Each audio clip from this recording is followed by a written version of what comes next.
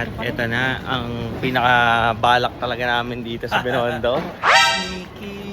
Oras na para bilhin na. Let's go!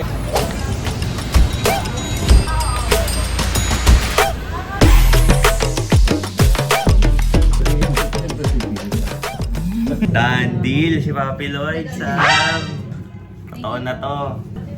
Walang tulakan ha? We'll give you my... Thank you for the best deal. Thank you. Keep ko lang. Wish me luck. Ayan. Sure yan. Break a leg. Dino. Sir, thank you. Thank you. Congrats. Animal. Thank you po. Thank you. Hello guys, are you excited? We're going. Oh yeah. 105 is the number that comes to my head. So dito tayo ngayon sa Bana Hills. Aside sa pagtutour, meron ding magaganap ngayong gabi. Surprise, Isang surprise. magical moments para sa couple. Ayan. Pero syempre, interviewin ko muna yung dudod. Tigas na ba yung tuhod mo? Oo naman. Ready Kaya na ba daw yan? nakapuntan. Paano po? Ayun na si Sam. That comes to my head. When I think of all the years I wanna be with you.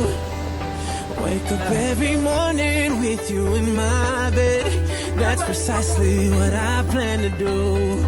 And you know one of these days when I get my money right, buy you everything and show you all the finer things in life. We'll forever be in love, so there ain't no need to rush. But one day I won't be able to ask you loud enough. I'll say, will you marry me? I swear that I will mean it. I say, will you marry me?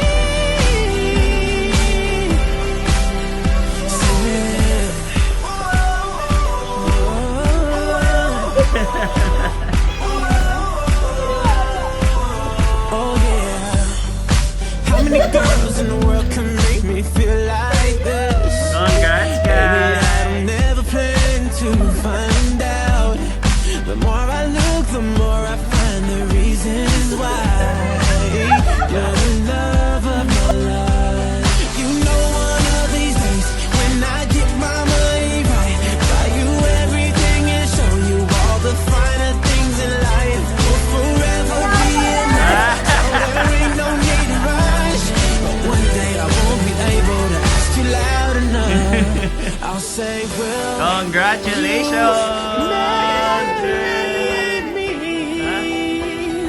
I swear that I will mean it. I say, will you marry me?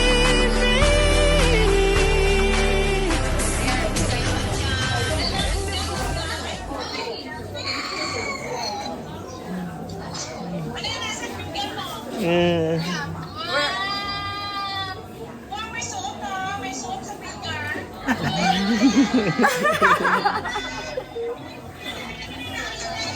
Pineflex mo pa ha?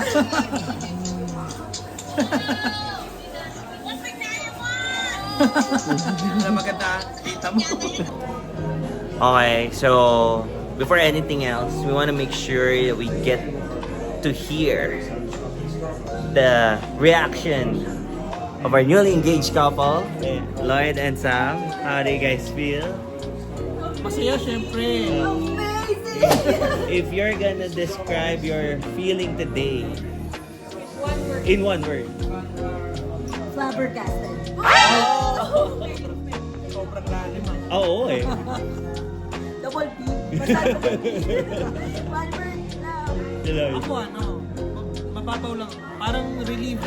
Kasi syempre, tapos na yung mga plano. Nasabi ko na. Yung reaction niya. Nakapagpakalma na sa akin. Sinamay ako yun. Lagi kinaway, no? Naririnig ko nga. Pero, dahil kung hindi narinig sa mic kanina, ano yung sinabi mo sa kanya na lumuhod ka? Yun. Sabi ko, it's long overdue. Hopefully, in the future, we'll say our I do's. Ewan ko, tama grammar ko. Will you marry me? Sabi ko. Social, of course, ang sagot. Ayaw niya na yes. Of course, yes yun. Ano, guess ka ba nun? Oo. Para kasing nabingi mo sa ako nun eh. Parang Nanginginig ang kamay ko eh. Sige na-excite ako. Akala niya sa kami pinag-propose, pero nakaluhod lang si Lord kasi kami yung ginagawa. Parang everything. Iyak na siya. Hindi mo. Ako, parang body language yun lang yung pinangkulo ko. Kasi wala na ako marinig eh. Ang salita, kahit sarili ko, hindi ko narinig. Wala na, hindi nga na naintindihan natin sila. Ano yung William Mary narinig ko Pati na. naman wala yung ibang part. Ayun, it's long overdue. Parang Ayun, tapos masaya na feeling syempre. Parang sumabog na lahat. Shhh, ano na, hindi lang sa stomach yung butterflies, pati na tayo sa... Yeah. Parang nag-flashback yung mga pinagdaan. Nawala ba yung sabi? Nawala na sakit ang tuhod ko.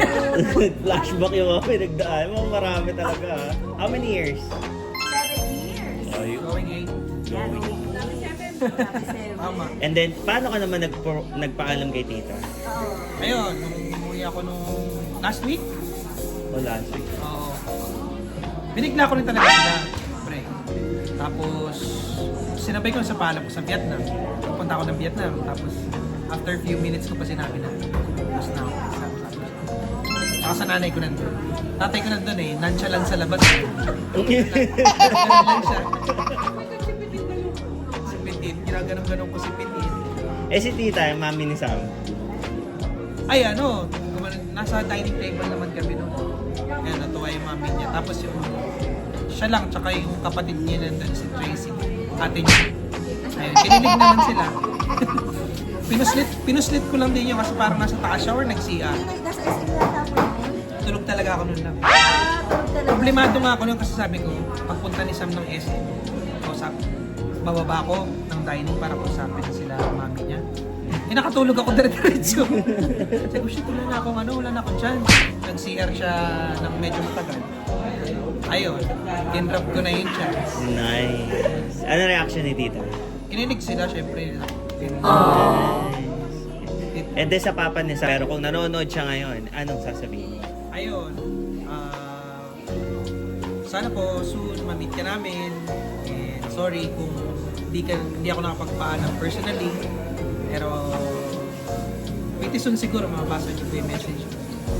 And we'll take care of each other naman. Naiiyak na nun. Iyak na naman.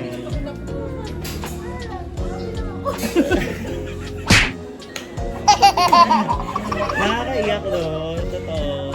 Pwede na ba yung asawa? Ito yung misis ko. Isa din to sa abala. Ang hirap pag sinungaling. Tingin ka sa camera, P. Umiiyak din siya. Kasi tears of joy. Parang Tears of joy. Actually, yun yung pinaka-closing remark ko. Okay, syempre thank you sa inyong dalawa, Alan, Pat. Kahit alam mo, manly ako pagdating sa mga plans and all. Medyo ano ako eh, sabaw. nonchalant. Oo. Busy. So, parang, syempre, kailangan ko pa rin ng tulong. Although, hindi ko siya hiningi sa inyo directly.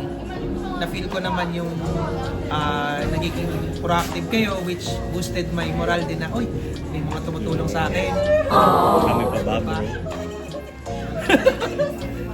Di ba? Yeah, man. Kasi aminin nyo sa bawat tagat, propose na tayo. Kailan? Ganun lang. Ewan. Ano, mag-open na ba? Saan tayo, baby? Check ko muna. Check mo nga rin. Seryoso na yun, no? Seryoso. Oh, congrats to them. Cheers! Thank you, Lord. Ay! Ay, natin natin. Okay. And yes. Oh, tuloy natin later. Next part pa tayo. Yes, yo. Kailangan natin mag-capture ng images. Yeah. And again, congratulations. Big. Where are you? Yo.